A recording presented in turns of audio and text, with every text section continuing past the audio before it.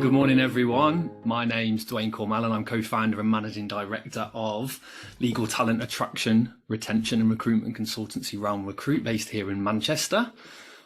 I'm here to speak to you all about talent attraction and retention in the UK legal market in what is, I think we can probably all agree, a pretty challenging market for law firms.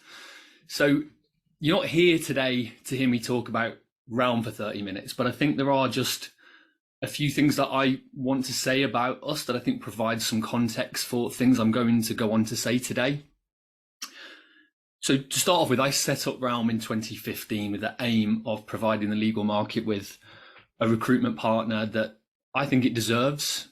I spent a number of years working as a recruiter in other agencies and was, I suppose, frankly, disillusioned by some of the practices I saw there. And going back even further, I was actually on my way to becoming a barrister, albeit I think that's by the by for today.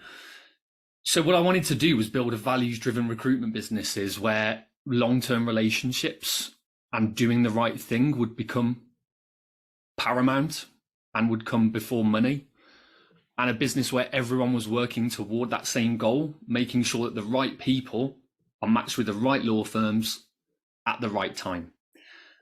And in order to do this, we deliberately set out at Realm to be three things. The first of those things is incomparably specialist. So each of our recruiters here specializes and operates within a single legal niche and region. This approach being the exception to the rule, with most other legal recruiters spreading themselves across multiple practice areas. And the reason we do this is so that we can achieve what I believe is an unrivaled depth when it comes to the relationships that we have with the community of lawyers that we've established in those areas that we specialize in. Each of our recruiters maybe has 500 lawyers within their area of specialty rather than thousands. And what this means in practice is that we get to speak to each lawyer more regularly, whether they're looking for a new role or not. And this is at the core of how we build those communities. And this is a point that's going to become really important, I think, as this session goes on. And so I'd like you to remember that, please. The next thing we set out to be was clear on costs. Now, I don't think I need to especially go into this point in the context of what I'm here to talk about today. But what I will say is that we're unlikely to be the only recruiters in the world who've had to stand more firm on fees of late, given the extra time and resource that's having to go into finding the right people for the law firms we work with. And the third thing we set out to be is unashamedly candid. Unashamedly candid with the firms we work with. Bit of a spoiler alert here, they don't always like it. However, we're here to do a job for the firms we work with. We're here to help them grow sustainably through retention of the employees they want to keep and attraction of the fresh talent they need to expand their offer in client base and reach. So we tell firms if we don't think what they're offering in terms of pay is enough. We tell them if their approach to flexible working is actually now antiquated. And we provide them with data like what I'm about to present to you here today that backs all of this up. And if the firm doesn't want, prefers instead to operate inside their own echo chamber, then I appreciate entirely that's their prerogative. But frankly, it's a waste of our time and theirs, because like most recruiters, we do only get paid when we found you that person, and we're not going to find that person if what's on offer isn't right. And we like to think that as a result of this approach, we've developed some brilliant relationships with what I'd consider to be some amazing law firms. So building on that context and moving to our annual report, the thing that we're here today for, in the interest of being candid, I imagine it feels for many of you watching today that there's nobody out there to hire. But I imagine for some of you, it also feels at the same time that people keep leaving your firm. Well, I'm here today to tell you why that is and to offer you some advice as to what you can do about it. Because each year we carry out in-depth research to better understand the state of the legal market so that we can empower the firms we work with the insight that they need to attract and retain talent. And in doing so, achieve that sustainable growth that they all want. So to do this, we run a survey through which we speak to hundreds of UK legal professionals about what's most important to them when it comes to work. We ask them if they're thinking of moving firms, and we ask them why, or why not, as the case may be. And if they've moved firms recently, we ask them what the triggers were that caused them to do just that. Just in the last fortnight, so this is very much hot off the press, we've published the results of our latest research along with our recommendations in our latest annual report. And we've entitled it Attracting and Retaining Legal Talent in a World Where Nobody's Moving, but Everybody Seems to Be Leaving. Because we think that fairly accurately sums up how some of our clients are feeling.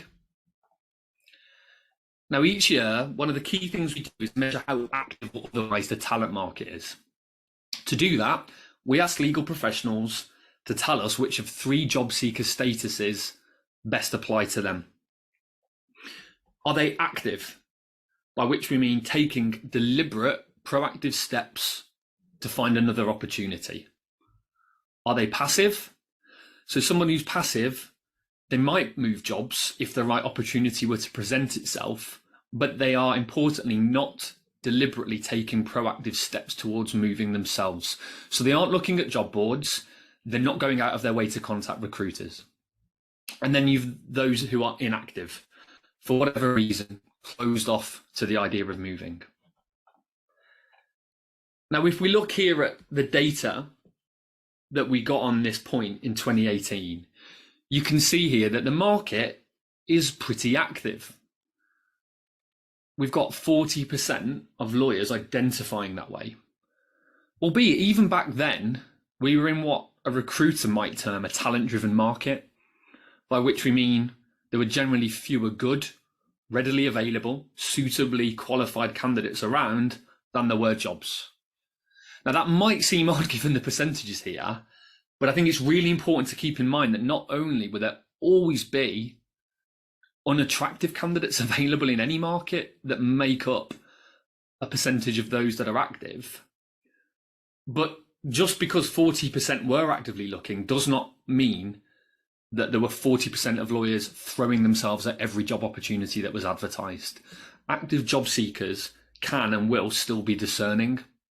So my point is, it was hardly a walk in the park back in 2018 with law firms that were trying to recruit good talent. Now we see our 2022 data. What this most recent data set shows is that the market is much less active than it was 4 years ago. We're now in a position where just 15% of lawyers are identifying themselves as active, which is down from 20% last year.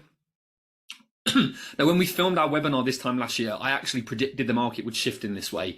And I think it's important that I ask you to bear with me for a moment as I explain why.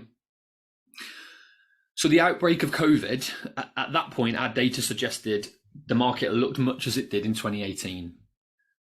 So at the outbreak of COVID, that first lockdown meant that demand to recruit as good as disappeared in the space of a week in the spring of 2020, as demand for legal services as good as disappeared too. Then the economic impact of COVID caused a lot of concern about job security. People were very fearful of being the last one in and therefore the first one out of a new firm.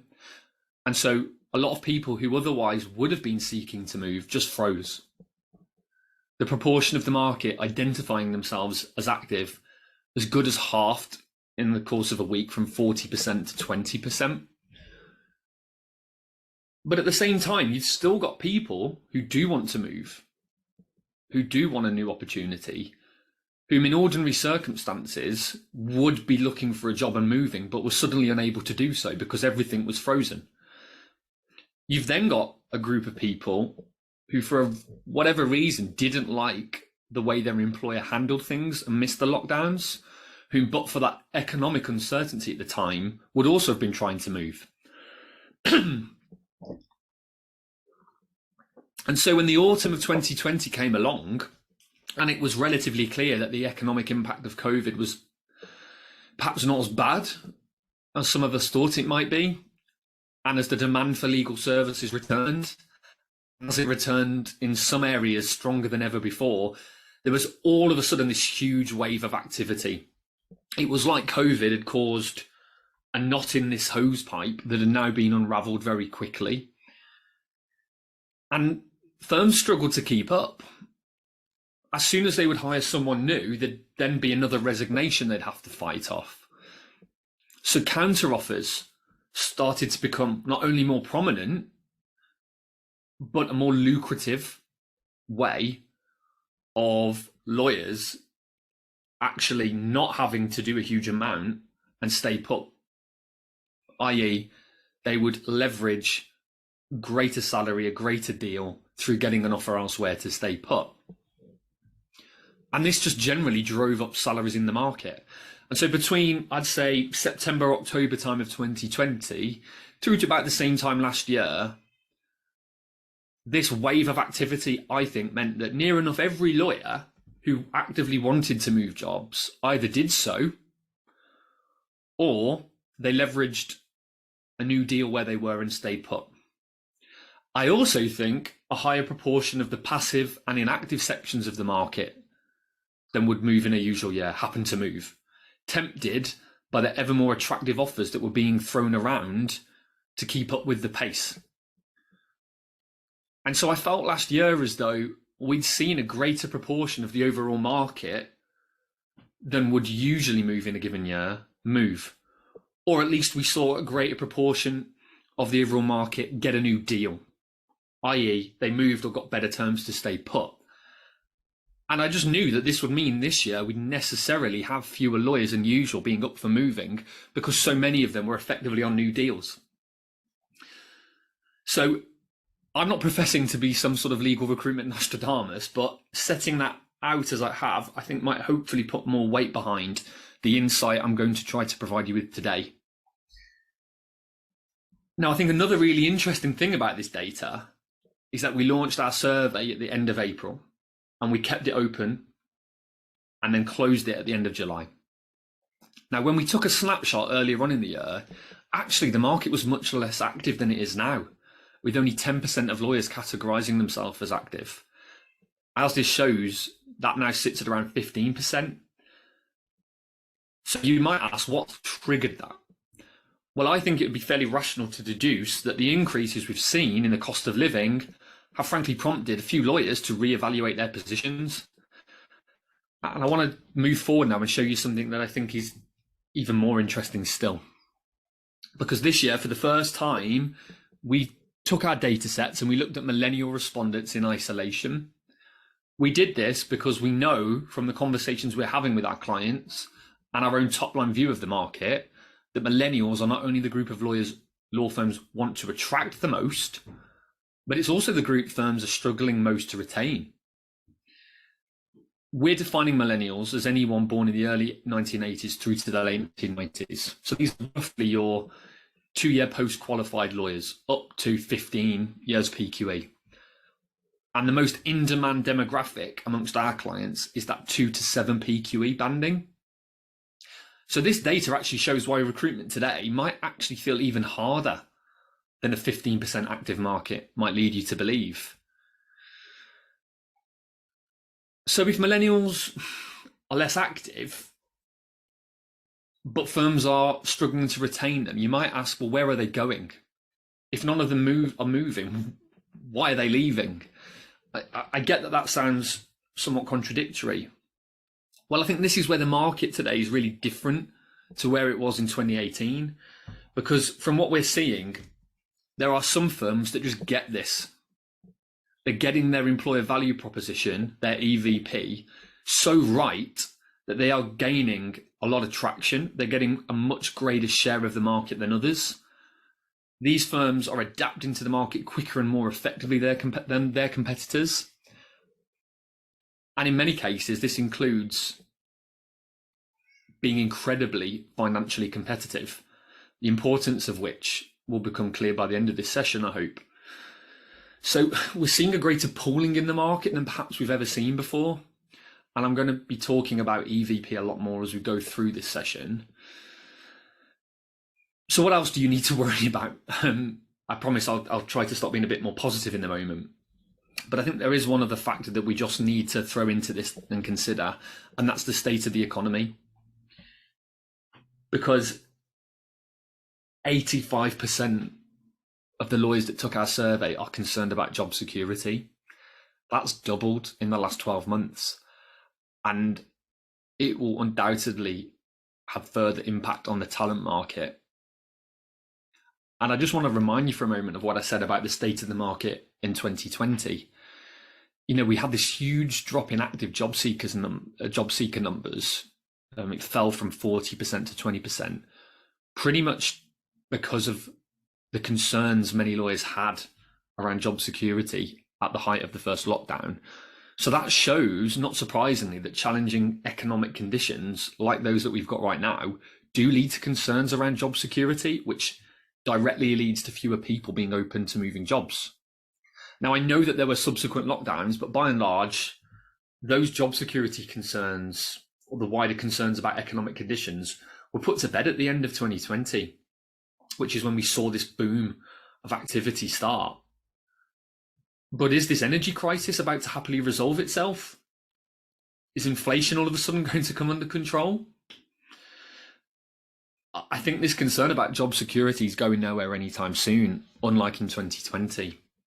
And so I'm actually fully expecting that 15% of active job seekers to keep dropping, both because lawyers that are identifying as active job seekers now, today, will increasingly start standing down as they become more in tune with this concern, but also because we'll see fewer new lawyers sort of moving into that territory because of the same reason.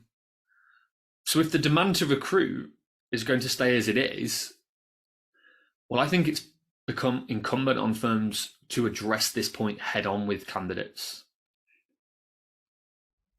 So I'd ask you, how are you communicating with the people you want to attract, and for that matter, those that you want to retain, that you have business confidence, you are financially stable, and that things are going to be okay?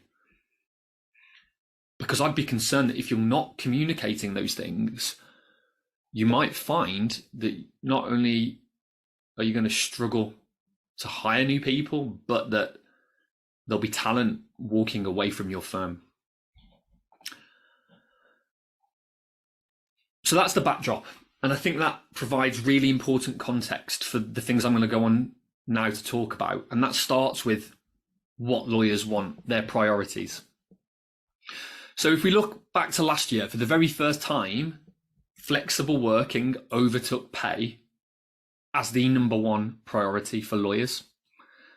You can see we've also got pay still there as the second, along with progression prospects, holiday allowance, and management. Those made up our top five. Now, if the next slide I'm about to show you is an evidence of why you should pay serious heed to this data that I'm going to come on to show you, I don't know what is. Because we asked lawyers who moved firms in the last 12 months why they left. What was the main reason they decided to up sticks and leave? And the biggest reason was that they wanted greater flexibility. So drawing back to my previous point in the last slide about what lawyers said their priorities were at the end of last year, we can see that that played out in the market activity this year. Essentially, if lawyers didn't feel they had what they wanted with their current firm in terms of flexibility, they left to find it elsewhere. So now we have to look at what lawyers' priorities look like today. Well, once again, pay sits at the top. It's overtaken flexibility, and it's once again the top priority for lawyers considering moving jobs. No doubt vastly influenced by the cost of living, and also the fact that lawyers increasingly know their worth in this market. So I'm afraid to say pay has become the battleground for law firms once again, as I told many of our clients from the end of last year onwards that it would be. And we can see that flexibility has fallen quite a bit, actually. But it's still top five, and as our data tells us, lots of people moved last year for flexibility. I don't think the landscape on this front has fundamentally changed, because actually last year, I talked about flexibility becoming a prerequisite. So my point is, I don't think that it's no longer important, but rather it has now become that prerequisite. It's no longer a benefit. Rather than it being something that a firm can offer to attract talent, on the flip side, it's something that causes people to grow unhappy and leave if it isn't in place in the first place. So it's now one of those things that any law firm, I think, needs to offer, and needs to offer up to a base level. And so I think we've probably reached a point of relative equilibrium on the point of flexibility. There are drastic amounts on offer now as opposed to pre-COVID. People that want it have it, and everyone is more or less where they want to be. But I just want to be really clear. I'm not saying forget about it. It's still in this top 5. 36% of our respondents have still said that they would want more than their firm is currently offering. It's just that things have, relatively speaking, leveled up a little bit on that point over the last 12 months. So you might want to know, in that case, what base level flexibility looks like.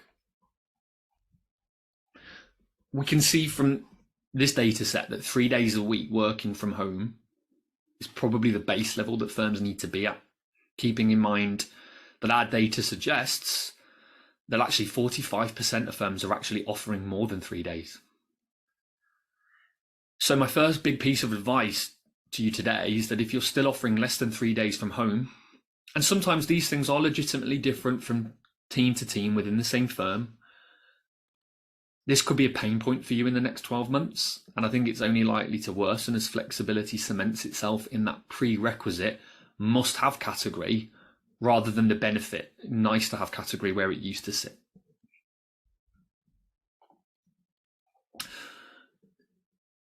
So we know a huge chunk of the market, 40%, is passive. And as a reminder, this means that while they're not proactively looking for a new job, these lawyers are open to having their heads turned for the right thing. And I'm going to stick my neck out here and tell you that these are the lawyers that you want.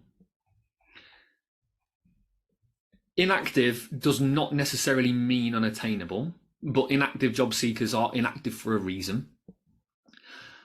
And I don't believe those lawyers active in the market, or at least not the majority of them, are the ones you want. With the greatest of respect, my experience, having been recruiting lawyers for more than a decade, tells me that some active job seekers are indeed active because they're not flourishing, and they're not flourishing because of poor experience or skills. And when we're talking about just 15% of lawyers being active, and I'm predicting that figure to drop, I'd suggest we'll be in a position whereby a large portion of those who are active are indeed active for that very reason. So if the passive market is where you should be focusing, what would you need to offer to tempt someone in that category to consider your firm? Well, luckily for you, we asked them that very question.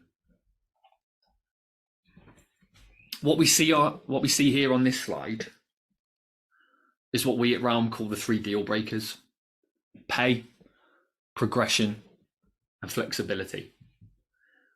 It's increasingly clear that these are the 3 things that if you can not just be good at, but fantastic at, you'll undoubtedly have a better chance of attracting the people that you want. Now, I know what you're probably thinking. Yes, we'd love to make sure everyone working for us had top of market pay, could work where they want, when they want, and had every possible promotion opportunity they would want. But that's not the real world. Well, although I'm a business owner myself, I have to be upfront about the fact I don't manage a law firm. And therefore, I can't tell you how to make your firm so profitable and high growth that you can achieve all of those things and everyone lives happily ever after. However, I am here to tell you what our candidates are saying. I'm here to tell you how to attract the lawyers you need to generate the growth and profitability that you're striving for. I'm here to tell you also how to retain the stars that you already have working within your businesses. How you get there, and even if you want to, is ultimately something you'll have to decide. But none of that changes the fact that these 3 things are the deal breakers. I just also want to mention the 3 factors you see at the bottom of that infographic there. These all relate to what I would call softer factors. And whilst they are important, they aren't deal breakers. Yet they are factors that so many firms want to lead with when working with us on a vacancy. So many firms want to lead with these things, sadly, to the exclusion of those 3 deal breakers. And we tell them that's a mistake. Because I would also say that these factors are relatively hard to prove or experience before someone is already in place at your firm. I'd also say that the landscape has evened out quite a bit in terms of these softer factors, actually. I don't think it's a given anymore that working for a national firm means an awful work-life balance, for example. So I would say, if you do think you have a fantastic culture and you really do take care of your people in terms of their well-being, well, it's no longer good enough to just say that. You have to evidence it through marketing and content. So you can't get complacent about these things. I just said a moment ago that pay was the next battleground for firms. It's the battleground right now as of today. And I want to give you some data that might further illuminate this issue, because last year, 60% of respondents in our research told us they thought they were paid fairly. That figure has dropped this year, and it's now about half and half. We released our salary guides earlier this year, which looked at what constitutes market rate pay in the UK legal market. And we went into quite some detail here, breaking this down by practice area, PQE, and also what sort of firms people work for, whether that be regional or national, for example. And what we found was that on the whole, pay had increased by about 8% for lawyers under 4 years PQE, by about 2% for lawyers between 4 and 7 years qualified, and it remained relatively stagnant actually for lawyers more senior than that. What's more, 29% of lawyers said they hadn't had a pay rise in the last 12 months at all, and of those that had, 41% had had an increase of less than 5%. So that's the picture for lawyers that stick with their current firm. I want to show you what the picture for those that moved last year looks like. It probably won't come as a surprise to any of you that when lawyers move, they are achieving higher pay, although, interestingly enough, some did move for the same or lower. But look at that. 80% did move for more money. And look what happens when we dig down deeper into that 80%.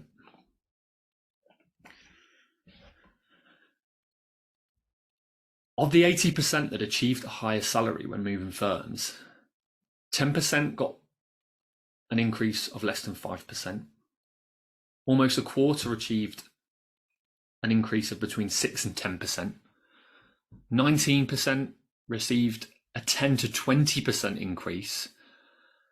15% achieved a 20 to 30% increase, and 14% achieved 30% more.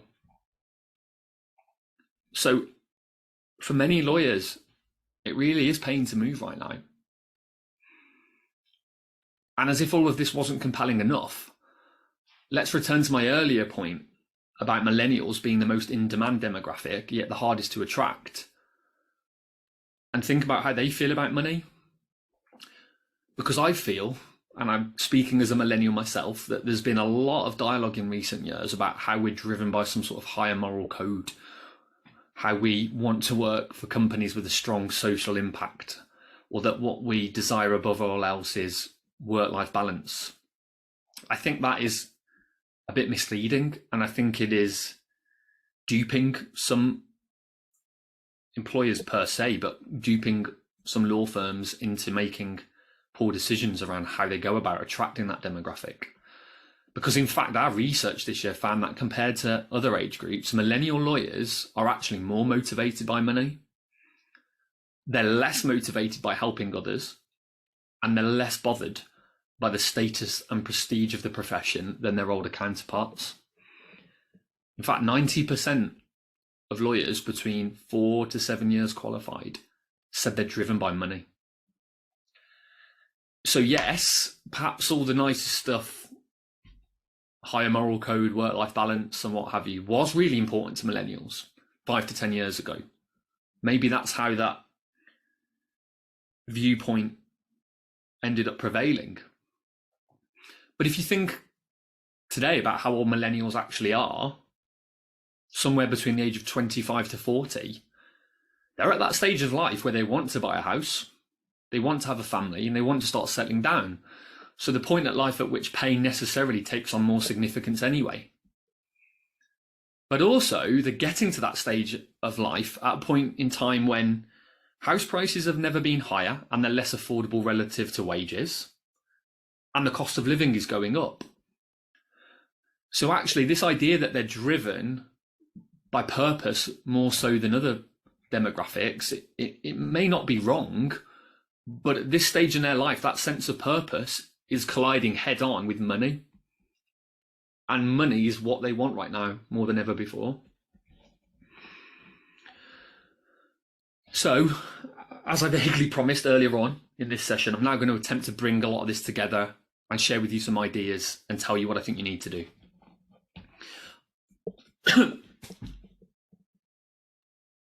I think what we've got is a leaky bucket scenario. I think that's the easiest way to frame this. And first and foremost, firms need to plug the hole in their leaky bucket. They need to stop people leaving in order that they're not creating a disproportionate need to recruit in one of the most inactive talent markets we've ever seen. So let's return first of all to this idea of flexibility. This is still important. And at the same time as firms have pulled back slightly on this, as we've moved further away from lockdowns, it's still the top reason to show why people have moved. And it's still in the top 5 most important things to lawyers. So law firms need to keep up with market average, which at the moment is sitting at 3 days working from home opportunities per week. Next, money, pay. If you haven't already reviewed what you offer your existing teams in the way of a salary against the rest of the market, you need to do so now.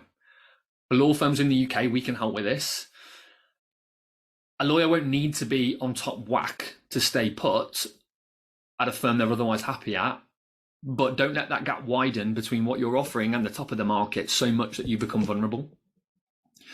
I'd also warn on that point against falling into a trap that I've seen some law firms fall into, of thinking that the way you can achieve that increase in pay is by cutting overheads elsewhere in order to pay your stars more.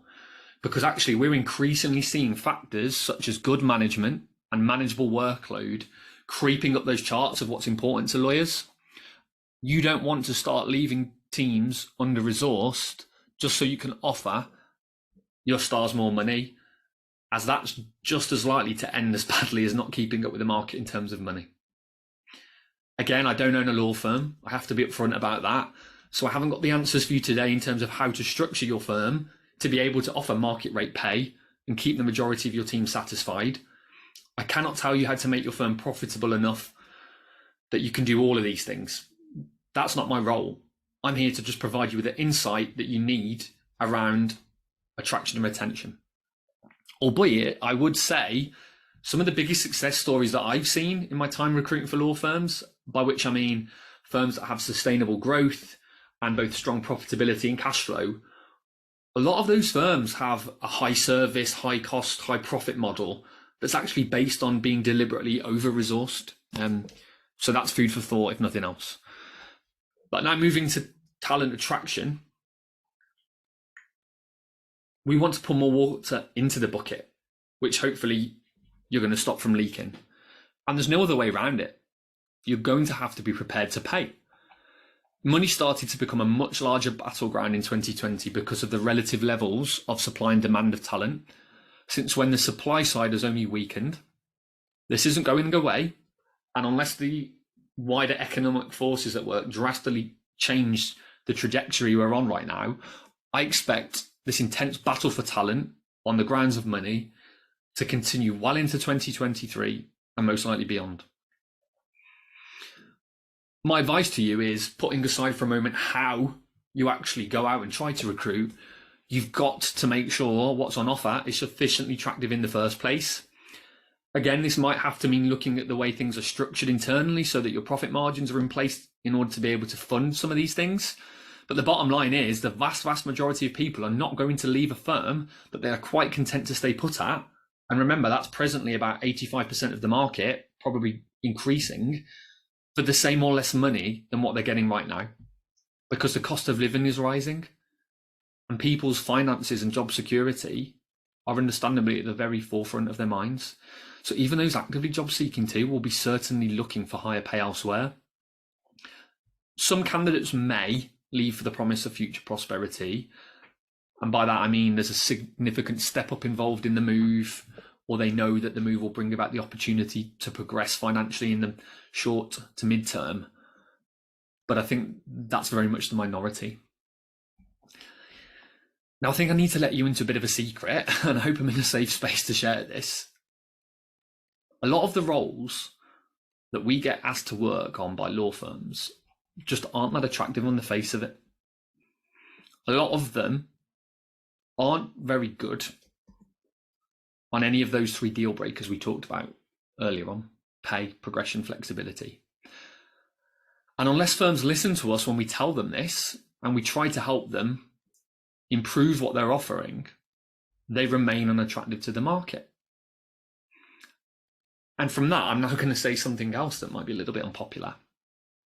The vast majority of the time, we work on a contingency basis, which, like most recruiters, means that we only get paid if we find you someone for the job.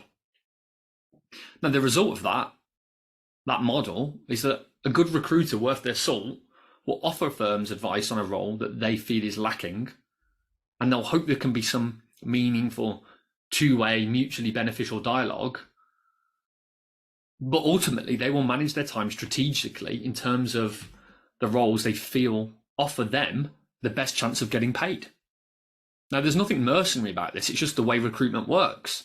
So what I'm saying is, don't expect recruiters to down tools on other roles they're working in order to focus more time and energy on yours, unless you're prepared to listen and move with the advice they're giving you. So essentially, something you've got to do is assess your employer value proposition, your EVP, in line with what I've told you today. I know that no law firm, no business can be all things to everyone, and I'm really not suggesting that you try to be so.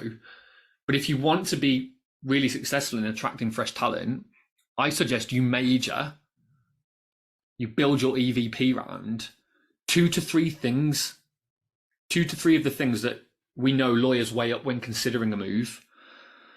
Essentially pick 2 or 3 things that you're either already really good at or you know that you can be good at, and anchor your EVP to those things.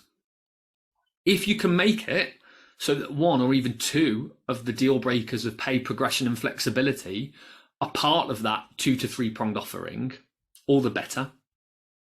But either way, you've got to come up with a base level of what you offer on those deal breakers, regardless of whether you make them 2 or 3 of the things that you're majoring on.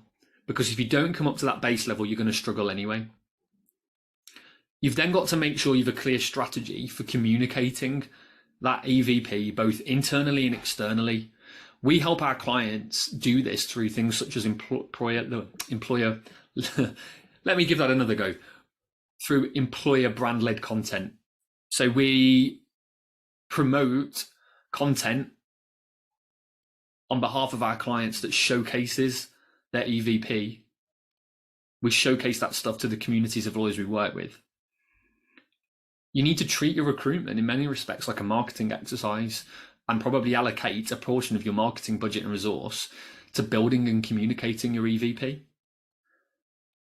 And if you're effectively defining your EVP and really cementing it before you go to market, when you do go to market, it will mean that you attract more of the people that you want in your business, and you repel more of those who won't be right for you. This leads to a happier workforce, which leads to a more productive workforce, which leads to a more profitable workforce. So once you've done that, you then need to decide how you're going to recruit. Now, if you've got the resources to go out to market with your EVP and be making the necessary approaches to the passive section of the market, which remember will be the people that I'm saying you should want in your business, then by all means do so. But if you haven't got the resource to do this, you're going to want to pick one or a small number of recruitment partners that you trust to advise you and represent you well. A couple of things I think you should be thinking about when making your selection. First of all, are they being honest with you about your proposition and giving you feedback, or are they just nodding along going, yeah, great, and then actually they take your role out to market where they know it's probably not going to land, but do so anyway, and potentially damage the perception amongst lawyers and the perception of your brand amongst lawyers? Or for better or for worse, do they just nod along and say, yes, great, but then not do anything with your role at all because they know all too well that it's not going to land. So are they honest with you about your proposition, and do they feed back to you?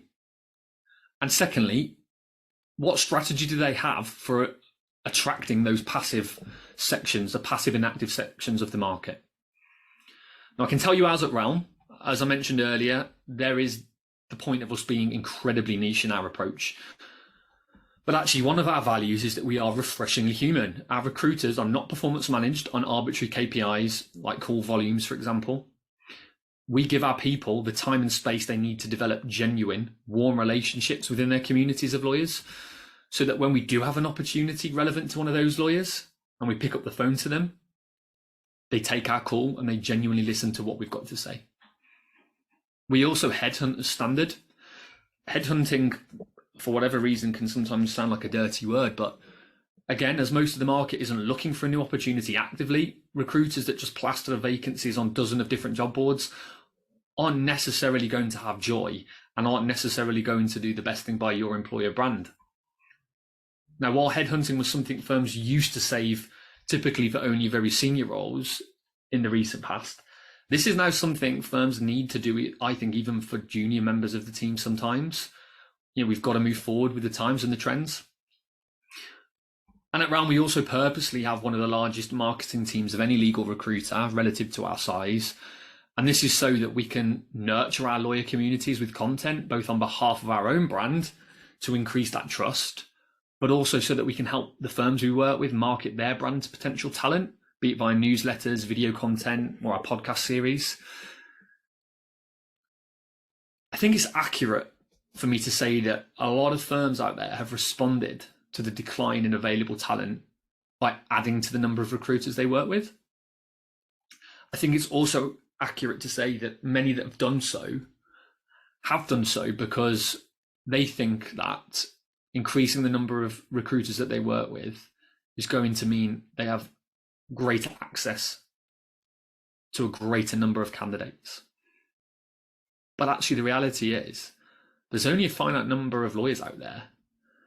And that approach, if not careful, can lead to a bit of a race to the bottom amongst firms, because by the time the same candidates have heard about a role 2, 3, 4, 5 different times over from different recruiters, you can see why they might start scratching their head thinking, there's something not quite right there. That mustn't be a good option.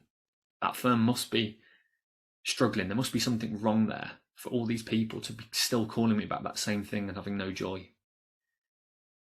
There really is a finite number of lawyers who will be active or open to moving, and you need to make sure your recruitment partner hits them with something that's on message first time round, or risk damaging your brand. So, to try to concisely summarize what I think are the 4 key takeaways from this session. Fix the leaky bucket by ensuring you come up to that acceptable base level as far as the 3 deal breakers are concerned, pay and flexibility in particular. Be ready to pay, because money, whether we like it or not, is firmly the battleground for talent right now. Build your employer value proposition on 2 to 3 things that you're really good at, and then communicate it. And whether you do this internally or outsource it to a recruitment partner, make sure you have a strategy in place for getting that proposition in front of the passive section of the market. Thank you very much for listening to me today. I hope it was useful, and I'd welcome anyone to contact us here at Realm if they want to discuss any of these things further.